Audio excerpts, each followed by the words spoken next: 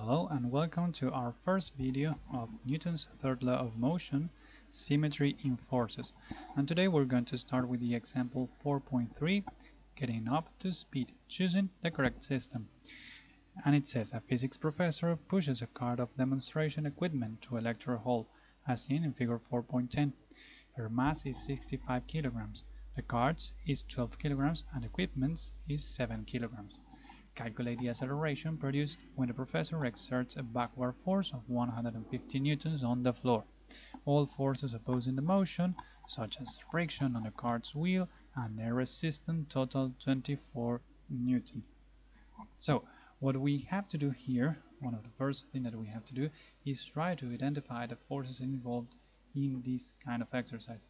There are a lot of forces here drawn, but I'm going to draw those that are really important.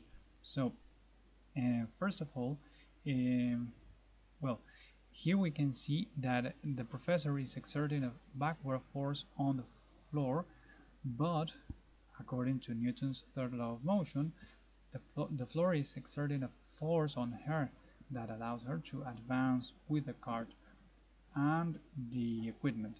So we are going to work with this force right here, the force of the floor on the teacher. This is a force that we are going to use.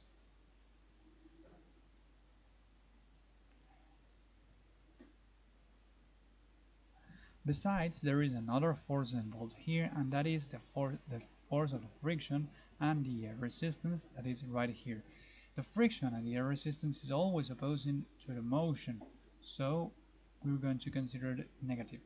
But we also need to know the direction of the acceleration. And well, she's moving forward, so we can draw the acceleration in this way. There it is, the acceleration. So every force that is against that acceleration is going to be considered as negative. So well, there we have the Newton's second law of motion. The addition of all forces is equal to the mass times the acceleration, and we need to get the acceleration. So first of all, let's write down all the forces involved here. First of all, we have the force of the floor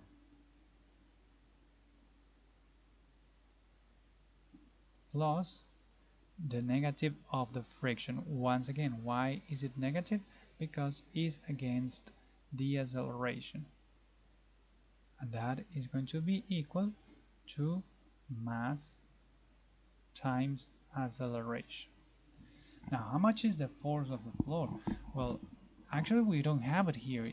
Here it says that the professor exerts a backward force of 150 newtons on the floor. But what is the force of the floor? Well, according to Newton's third law of motion, action and reaction, this time the action is the force that the professor exerts on the ground or the floor. And according to Newton's third law of motion, it's going to be equal but opposite in direction. So the force of the floor on the professor is going to be 150 newtons. So here I'm going to write 150 newtons. Positive multiplied by negative is going to be negative, and the force of the air resistance is equal to 24 newtons. And that is equal to the mass. But how much is going to be the mass? Because we have too many masses here. Okay, first of all, we have the equipment's mass, which is equal to 7 kilograms plus the mass of the cart, 12 kilograms,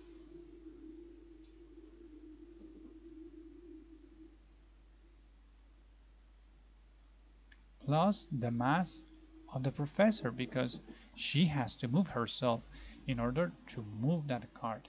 So we have to take in count that mass, 65 kilograms. That is the mass of the whole system times the acceleration that is what we need to find. Okay, 150 newtons minus 24 is going to be equal to 126 newtons.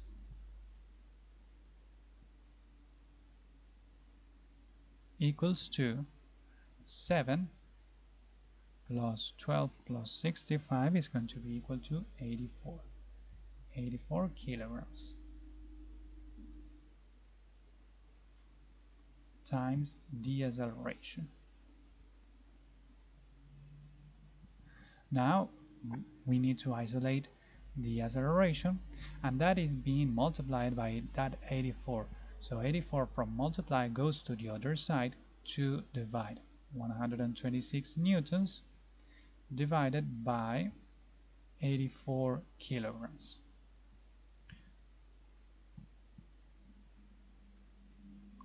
But there we have a problem, because the acceleration is measured in meters per squared seconds, and as you can see, there aren't any meters per squared seconds over there. So what do we have to do here?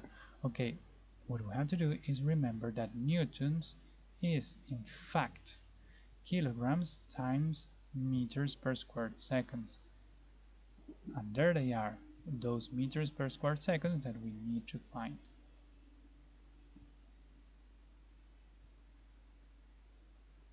Alright, so 126 divided by 84 is going to be equal to 1.5.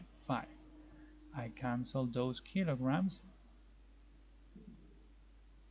and what it remains is meters per squared seconds. That is the acceleration that the professor is going to achieve with that force and with the air resistance and the friction opposing against her. By the way, I forgot to put here 24 newtons. Let's do it. 24 newtons. There. Okay.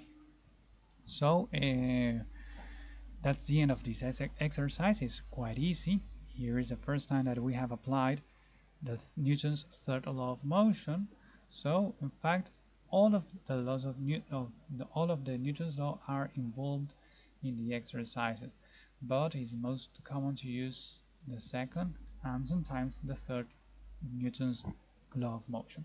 So that's it for this video. I hope you could understand it, and I'll see you in the next video with more exercises about this topic. Goodbye.